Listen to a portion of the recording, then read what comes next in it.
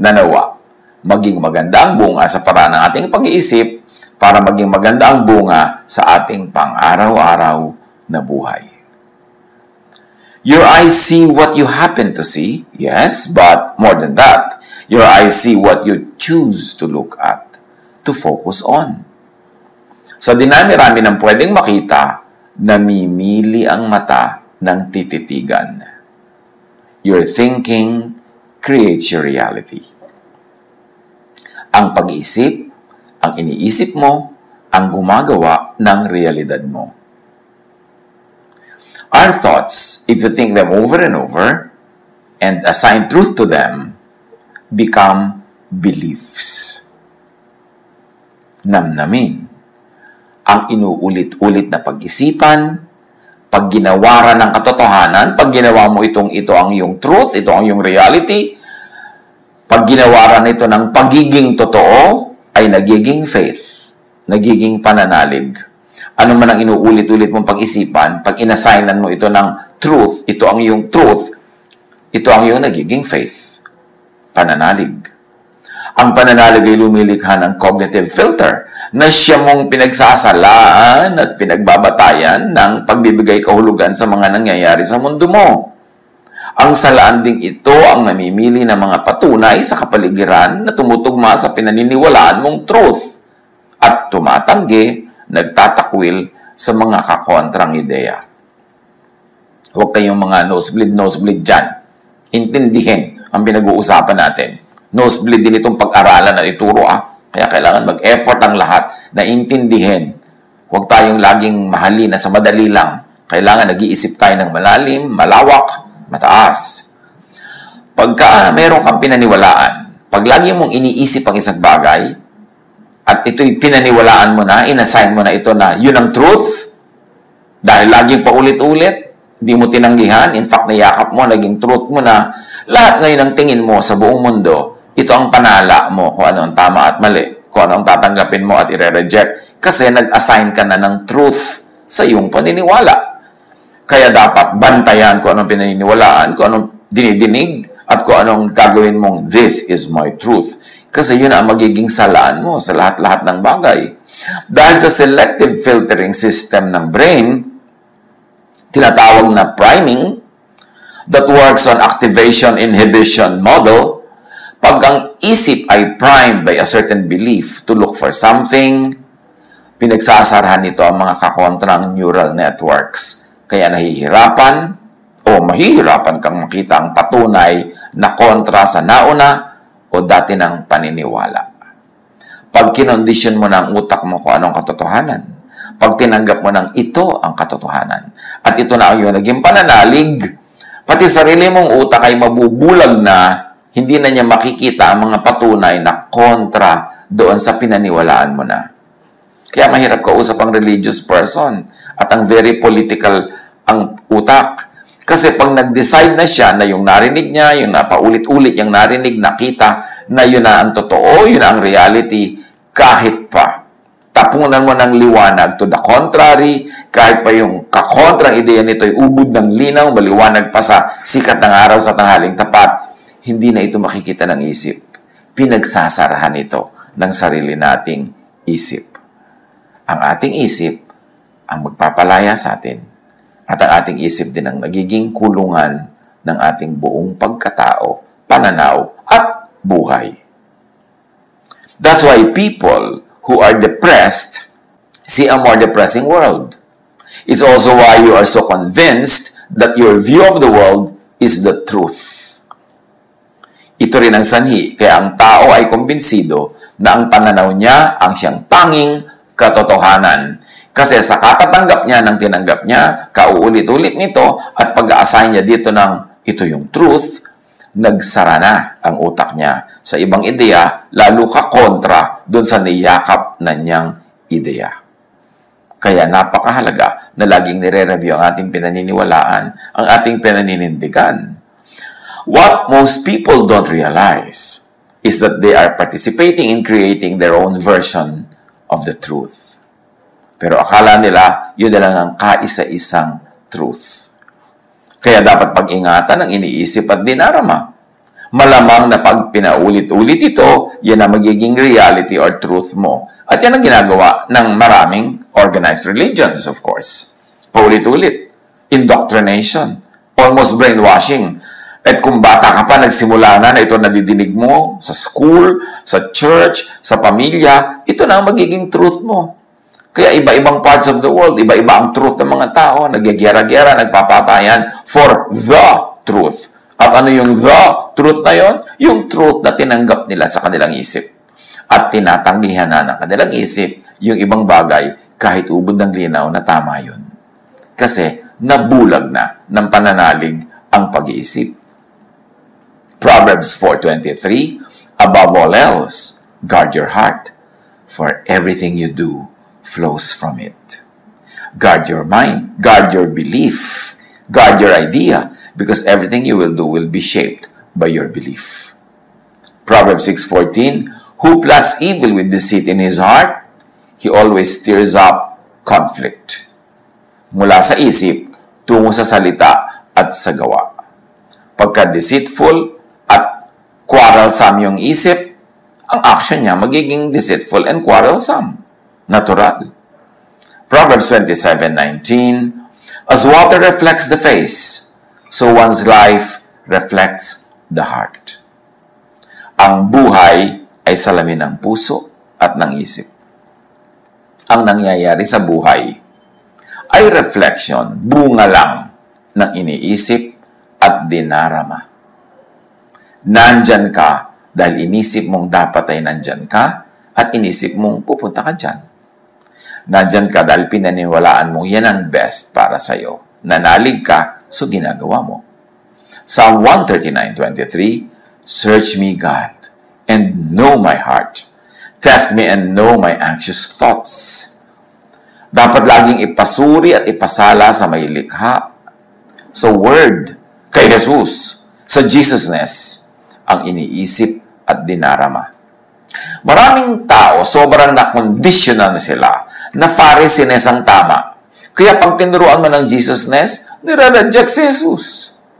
Sobrang nakondisyon na sila na law ang umiiral. So pag tinuruan mo ng grace, ayaw tanggapin. Sobrang nakondisyon na sila na they are hopelessly sinful. Pag tinuruan mo ng restoration and forgiveness of God, hindi makayang tanggapin. Kaya laging guilty pa rin at nagpapagilty pa rin sa iba. Kasi ang indoctrination ng religion ay talaga namang non-stop. Mula bata, from cradle to the grave, idinidikdik sa iyo ang doktrina ng isang grupo na inaniban mo, inaniban na yung mga magulang. Kaya ang mga tao nagyagyera-gyera, ang dami naging patayan dahil sa religion. Both sides or all sides believing that their truth is the truth. Dapat sinasala, nire-review, dapat ating sinusuri ang ating mga pinaniniwalaan and be willing to change our mind, our hearts, when we are confronted with a better truth or a higher version of truth. Your eyes see more and more of what you look at and focus on, of what you choose and want to see.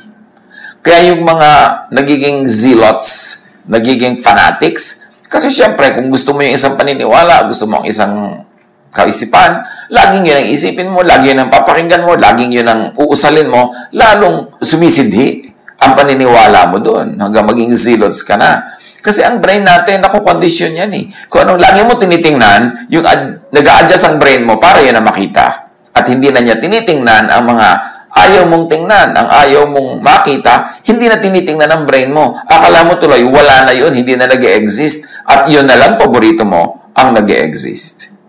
Our brains shape our reality. Social reality can even shape physical reality. For example, it's a stereotype to think that girls aren't good at math.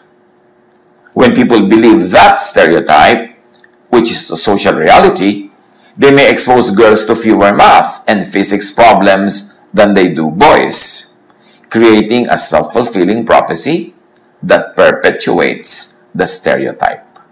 Kasi meron na silang pinaniwalaang katotohanan, lahat ng gagawin nila nakasang-ayon na doon, so lalo namang sisidhi ang paniniwala nila na yun na nga ang ang tama.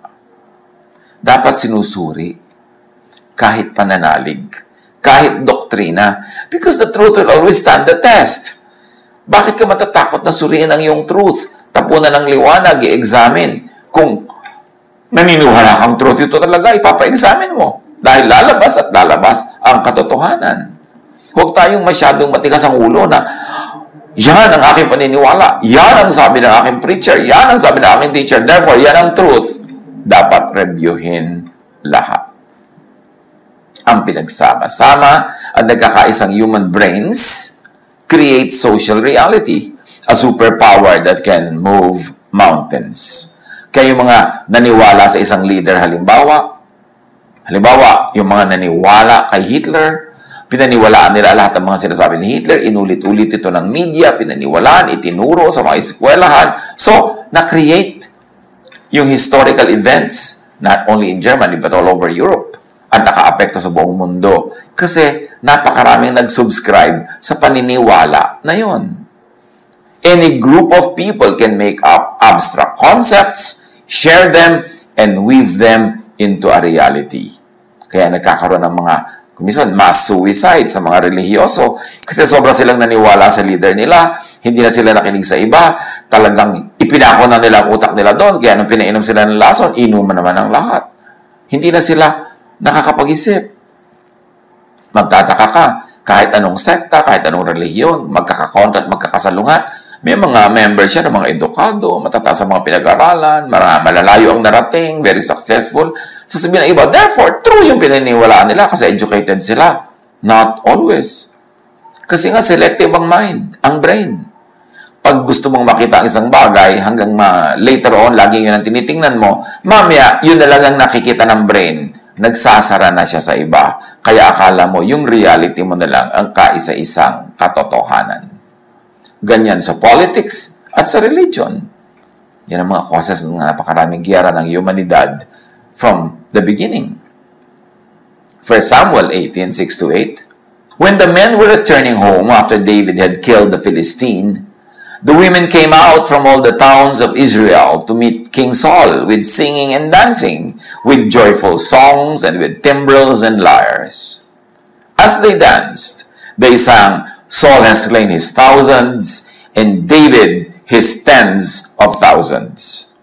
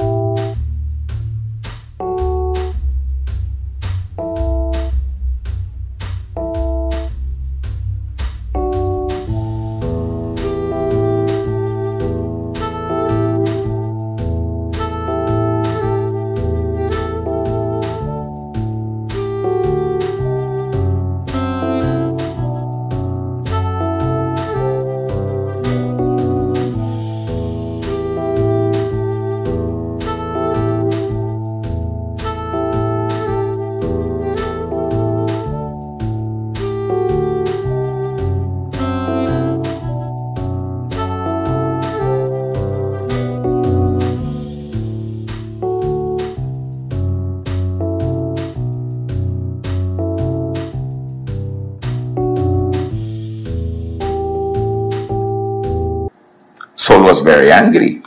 This refrain displeased him greatly. They have credited David with tens of thousands, he thought, but me with only thousands. What more can he get but the kingdom? This social reality became physical, political reality. Nagkaroon ng physical war between Saul and David, and indeed, David got the kingdom. Inisip, kinanta, sinayaw, naging totoo. Hindi dahil magic. Dahil lahat ng nakinig, nag-isip, sumayaw, tumulong sila na para yung napakinggan nila, sinabi nila, isinayaw nila at ikinanta, ay matupad na kondisyon ng utak nila. Ginawang katotohanan sa buhay nila, ang dati-rati, kinakanta-kanta lang nila.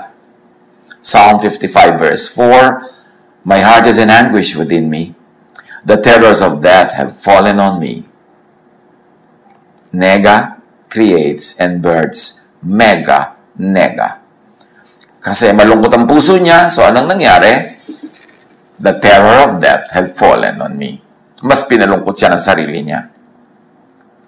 Kaya mga nade-depress, ang lagi nakikita niyan, mas nakaka-depress. Yung nalulungkot, ang nakikita niya, ang narinig niyan, mas nakakalungkot. Kaya yung paranoid, lahat ng nakikita niya, nadidinig niya, nagdadagdag sa kanyang paranoia. Kaya pag tayo nakahalata na tayo dumudulas down the slippery slope of something that shouldn't be happening, we should reverse our thoughts immediately. We should get out of that thought. Nalulungkot ka na, alisin mo na yung nakakalungkot na tugtog, nakakalungkot na ilaw, nakakalungkot na mga bagay, alisin mo na yung nakakalungkot na mga alaala para hindi ka tuloy-tuloy ang lamunin ng lungkot. Nagagalit ka na, maghahanap ka pa ng mas nakakagalit, makikinig ka pa sa mga sulsol, magagalit ka na magagalit, hanggang maging mamamatay tao ka na niyan. Ganon din yung love yung romantic love. Pagka nag-decide ka na ay, lovable ang taong ito, attractive siya. Pag lagi mo siyang inisip ng inisip, pinalaki mo yung maliliit na bagay, lumalaki nga sa isip mo, na-in love ka na. At pag na-in love ka na, hindi mo na nakikita ang kapintasan. Ang nakikita mo na lang yung katangian dahil yung mind mo selective na. Ang pinipili na lang ng mind mo na tingnan yung itinuro mo sa mind mo na tingnan. Ang sinasabi na lang ng mind mo yung gusto mong marinig. Kaya pag in love ka dito kay Bigote, tapos sinasabi ng nanay mo na nagmamahal sa'yo na hindi siya boto, ayaw niya, sa nanay mo pa ikaw magagalit. Hindi ka naniniwala, hindi mo makita yung truth ng nanay mo kasi binulag ka na ng truth na isinaksak mo sa sarili mong utak. Kaya pinag-iingatan ang iniisip. Pinag-iingatan na pinapanood, pinapakinggan. Kasi pag pinakinggan mo ng pinakinggan at tinanggap mo, at inassignan mo ng truth, na ito na ang truth ko, ang utak mo wala nang ibang aaproban kundi yung sang-ayon doon sa decision na yon. Tatanggihan niya, tatakpan, hindi na papapasukin ang mga salungat na ideya.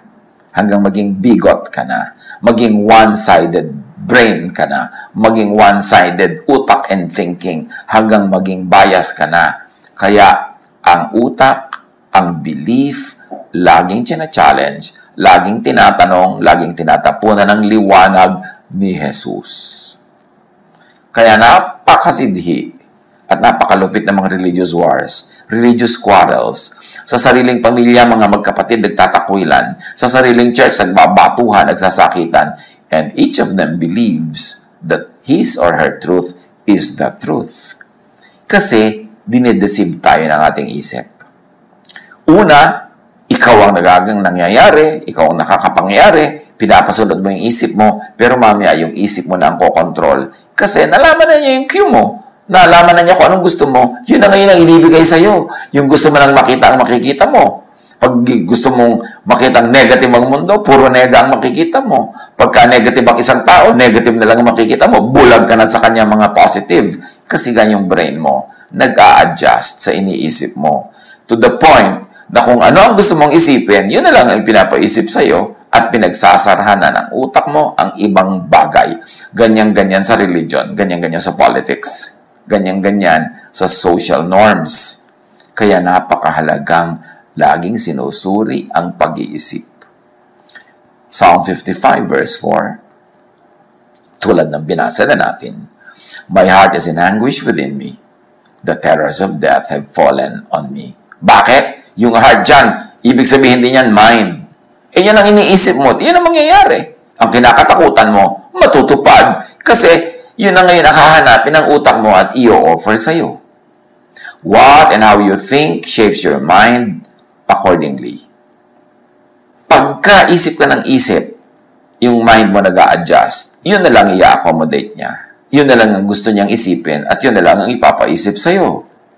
Our minds aren't passive observers, simply perceiving reality as it is.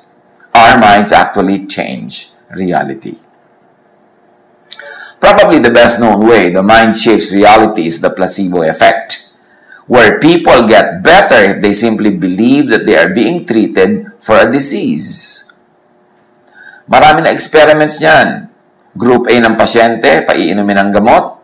Group B, paiinumin ng hindi tunay na gamot. Isa lang na neutral something, whatever it is. Pero pinaniniwala silang gamot ang iniinom nila. At pag naniwala sila doon, gumagaling nga. Ang laking bagay ang sinasabi ng mga experiments na yan, na ang iyong paniniwala nagiging totoo. Na napakamakapangyarihan ang pananalig. Kaya nga sabi ni Jesus, believe, command this mountain to throw itself into the sea, and it will. It will become your reality. Pain is highly responsive to each person's psychology and mindset.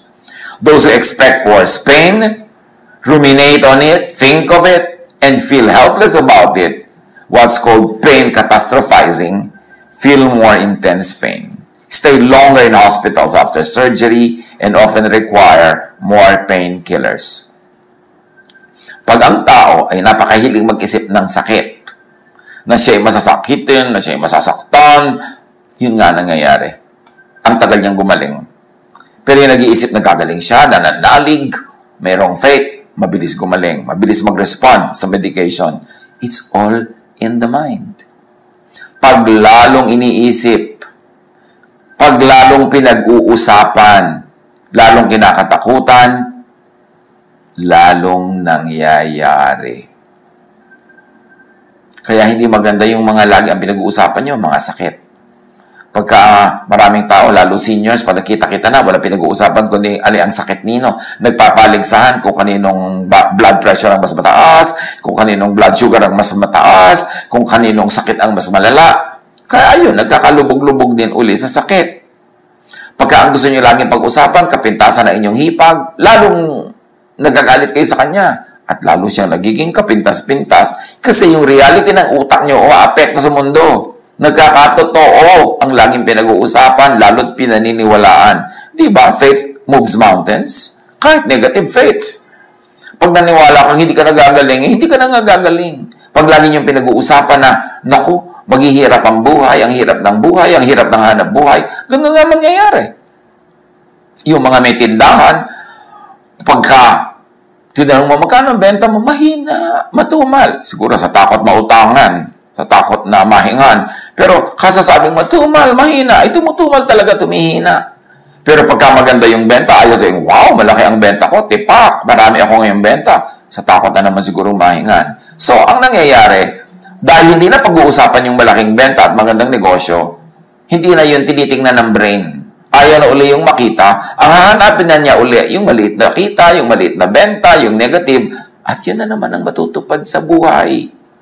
Kaya dapat pag-ingatan kung ano ang iniisip, ang ipinaiisip sa kapwa, lalo sa bata. Kaya dapat pag-ingatan kung ano ang doctrine na isinisiksik sa utak ng nakikinig, kasi nagiging ganon siya. Bakit ang daming relihiyoso nagiging masama ang ugali? Nagiging judgmental. Kasi yun ang lagi nadidinig mula sa preachers and teachers. Judgmentalism. Bakit marami mga relihiyoso nagiging mapaghiwalay sa kamag-anak, sa mga kaibigan? Kasi yun ang laging nadidinig. Nagiging totoo sa buhay nila ang kanilang nadirinig. Your mind is wired to be shaped by what you think of, by what you focus on, by what you search for. Kaya pag nag-decide ka na in love ka na kay Guwaping, ang hinahanap na lagi ng isip mo, yung nakaka-in-love, dire-reject niya yung mga nakakainis at mga mali. Kaya nabubulag ka sa pag-ibig. Kaya sinasabi nila, love is blind. Because now you decide what to see, you decide what to hear, you decide your reality, and once you have decided on it and you believe in it, and you assign it truth, it will happen. Yun ang himala, yun ang hiwaga, yun ang power ng pag-iisip. What you think, you will become. If you want to change the outside, you must first change the inside. You must change the attention of your thoughts, because what you think directly influences how you feel.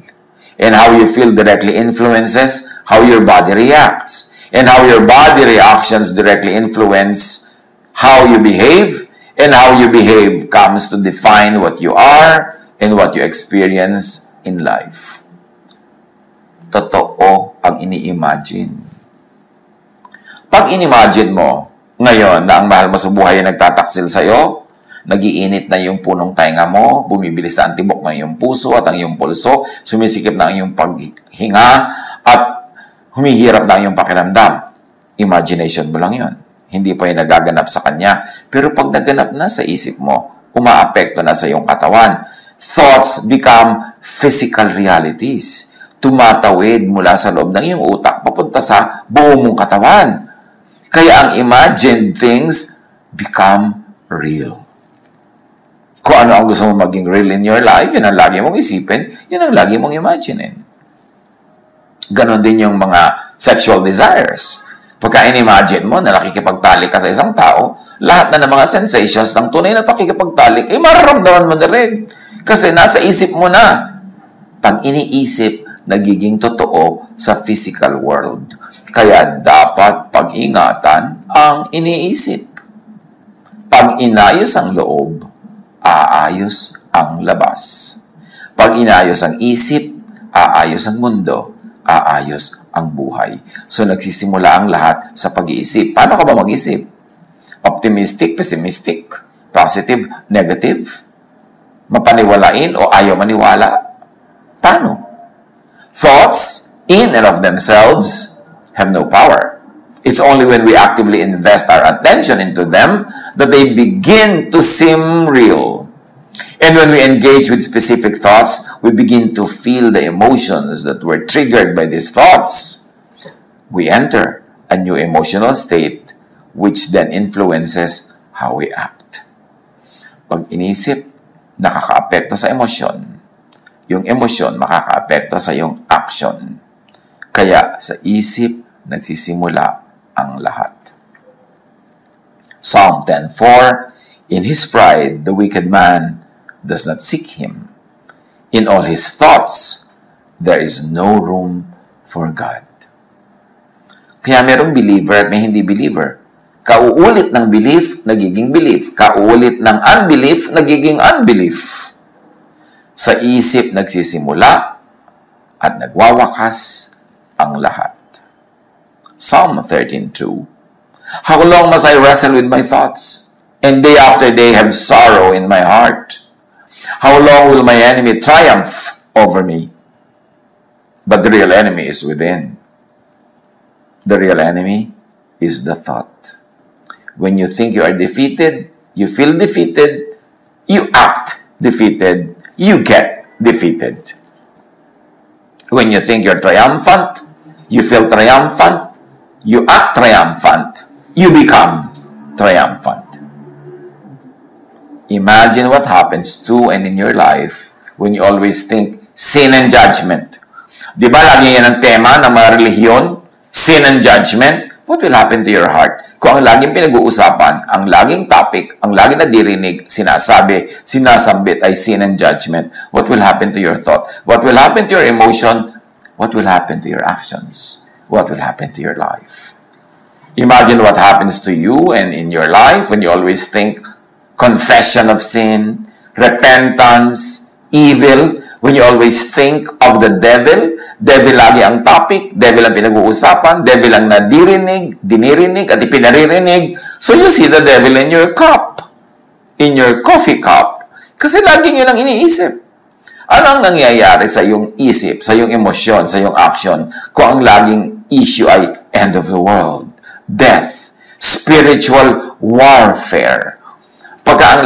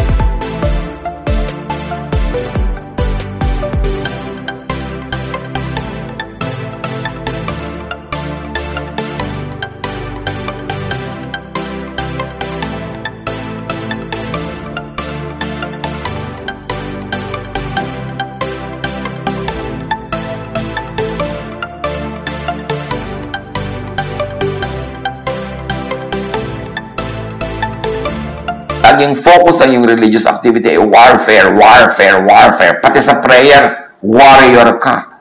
Ano nangyayari? Natatahimik ka o hindi? Natatakot ka o hindi? Nagugulo ka o napapayapa? Kung anong pinag-iisip, yun ang nadarama. Ang nadarama nagiging action. Ang action nagiging lifestyle. Observe how what counselors and other prayer warriors hear, think of, and pray for, and how these things affect their own lives. Kaya maraming counselors, mga taga-dasal, mga so-called intercessors, etc., ay depressed. Kung walang defense mechanisms, kung walang filters, kung walang distressors at detox, nadadala nila sa buhay nila yung mga nadidinig nila laging problema. Nadadala nila yung nadidinig nila at pinag-uusapan at ipinagdarasal into their thoughts. Nadadala ng thoughts nila into their feelings and emotions at dinadala ng kanilang feelings and emotions into their actions. In other words, nagmamanifest sa sarili nilang mga buhay, yung mga lagi nilang nadidinig at pinag-uusapang problema ng iba. Liban na lang na ang counselor ay sanay, may technical expertise and training na sumala ng mga ganitong bagay, maglagay ng mga filter para hindi maging buhay niya yung mga buhay na lagi nilang pinag-uusapan. Psalm 55 verse 2, Hear me and answer me.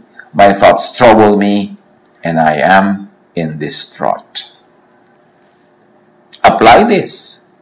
Look at and look for what you really want to see. What do you really want to see in your life?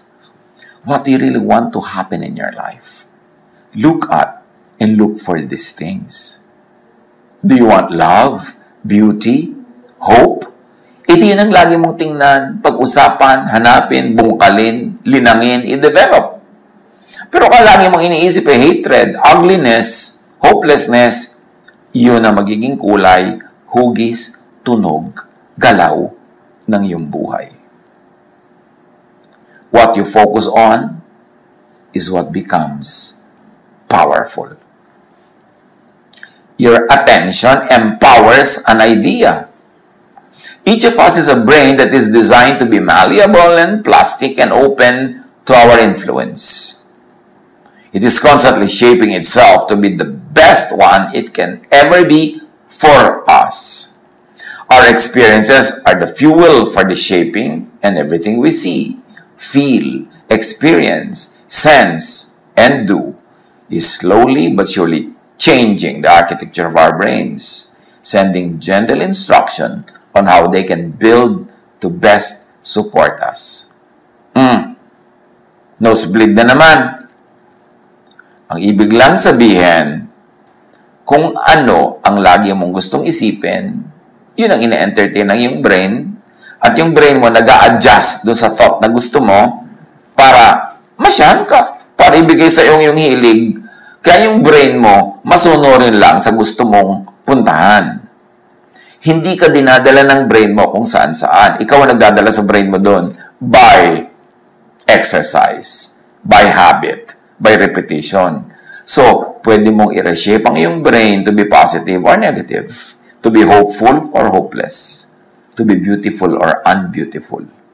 Depende sa lagi mong iniisip, tinitingnan, tinititigan, at pinagtatampisawan ng mga ideya. Every time you have an experience, the relevant neurons switch on and start firing. As this happens, neural connections get stronger and new synapses start growing. The neurons that aren't as needed will eventually wither away.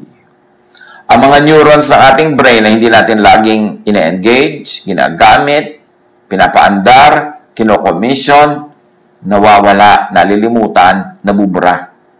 Kaya mamaya, bulag ka na, yun na lang gusto mo laging isipin. Ang naiisip mo, yun na lang gusto mong makita ang nakikita mo. Kasi hindi mo ginagamit yung ibang neurons. Again, dinidisiplina dapat ang sarili.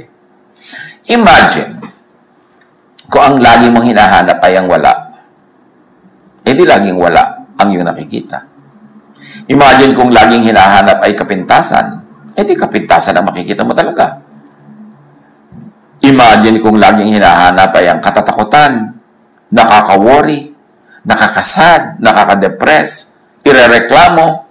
Yan lahat ang pipiliin ng isip mong makita. Kasi yan ang sinasabi mo sa kanyang tingnan. At i-accommodate ka ng brain mo, yun talaga lagi ang titingnan at hahanapin, iprepresent sa'yo, hanggang maniwala ka na yun na lang talaga ang bukod tanging laman ng mundo at buhay mo. Kasi binulag mo na ang iyong sarili sa ibang mga bagay na sinanay mo na rin ang iyong sariling huwag tingnan at ayaw mo rin i-entertain. Philippians 4:8, kaya ang sabi dito, makinig. Finally, brothers and sisters, whatever is true, noble, right, pure, lovely, admirable, if anything is excellent or praiseworthy, think about such things. Yan na ang nag-summarize ng kanina pa nating pinag-nosebleedan.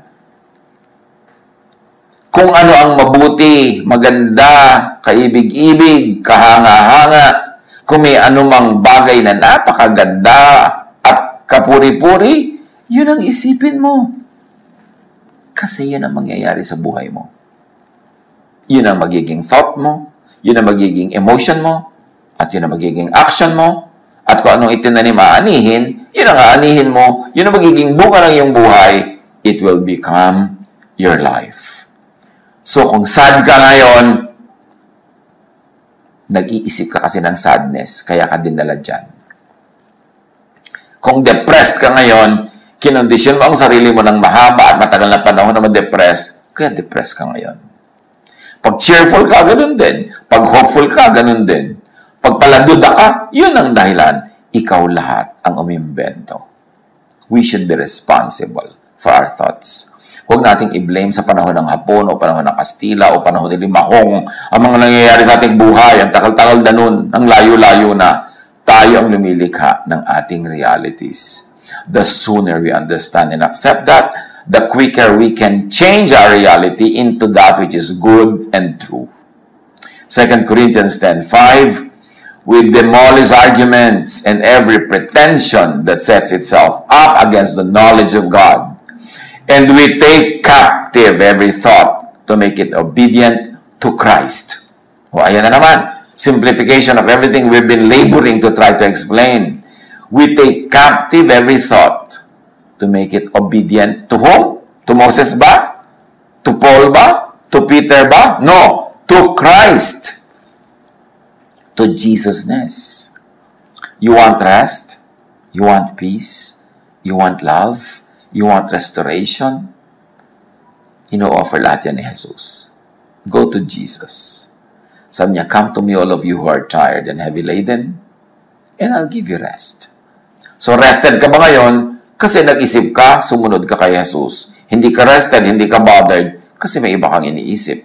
May iba kang nararamdaman, may iba tuloy nangyayari sa iyong buhay. Ganun lang, kasimple. Take every thought captive to Jesus. Sundin ang Jesus-ness. Para yung mga bunga ng Jesus-ness, yun ang anihin mo sa iyong buhay. To find it, to find more of it, to find more and more of it, think of the true, the truthful. Haggai 1:5, now this is what the Lord Almighty says, give careful thought to your ways. Think of good.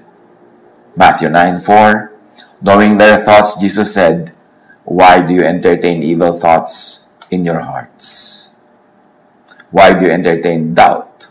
Why do you entertain fear? Why do you entertain judgment? Why are you entertaining all these things? They are affecting you. Think of the progressive. Kailangan umaasenso. 2 Corinthians 3:16-18, we are all being transformed into His image with ever-increasing glory. So, ang ating pagbabago para mapaayon tayo sa imahe ni Jesus ay tuloy-tuloy, progressive. Hindi yung kung anong narinig mo, paniniwala mo, stand mo nung unang-unang narinig mo yan, noong panahon ni Kopong-Kopong, yung ka pa rin ngayon, walang nagbago, walang nag-increase na glory. Dapat nag-glorify ang Panginoon sa ating patuloy na pagbabago. And you grow by outgrowing something. You grow in the mind by outgrowing your old mind. You grow in thought by outgrowing your old thoughts. Huwag matakot magbago ng isip kasi pag hindi ka nagbago ng isip, mabobonsai ka o mafofossilize ka, you will never grow from glory to glory. Think of the helpful, the edifying, the enriching. Do not think nega. Luke 5:22. Jesus knew what they were thinking and asked, "Why are you thinking these things in your hearts?" See? Lagi ang tinatanong ni Jesus, ba't yan ang iniisip mo? Ba't yan ang laman ng iyong puso? Think of the loving. Think of Jesusness. Romans 12:2. Do not conform to the pattern of this world. At ang mga parenthetic expressions ay ating suggested reading. Do not conform to the pattern of this world, the Pharisaic, but be transformed by the renewing of your mind into Jesusness. Then you will be able to test and approve what God's will is, His good, pleasing, perfect will. Kay Jesus makinig. Sabi ng Ama, "This is my Son, with whom I am well pleased. Listen to Him." Ephesians 4:23, be made new in the attitude of your minds. What you want to change, you first have to change in your mind. Pag nagbago ng isip mo doon, susunod ang emotion, susunod ang action, susunod ang reality. Think of the restful. Sabi ni Jesus, "Come to me and I'll give you rest." Think Jesusness. Think of the peaceful. Sabi ni Jesus, "My peace I give to you." Think Jesusness. And do not make un-Jesus idols. Yung mga kontra kay Jesus. Psalm 115:8. Those who make them will be like them, and so will all who trust in them. Pagka ang idol mo law, judgment, yun ang magiging buhay mo. Shape ng iyong isip, at yun ang magmumulto sa'yo lagi. Look up to, think of, follow Jesus. Philippians 2:5. Have the same mindset as Christ Jesus. So, mind na naman ang pinag-uusapan. Isip. Ang isip binabantayan. Hindi ito hinahayaan magpunta kung saan-saan na lang niya maisipan. Kasi may mga automatic na yung pupuntahan pag sinanay mo magpunta doon. 1 John 2:6, whoever says he abides in Him ought to walk in the same way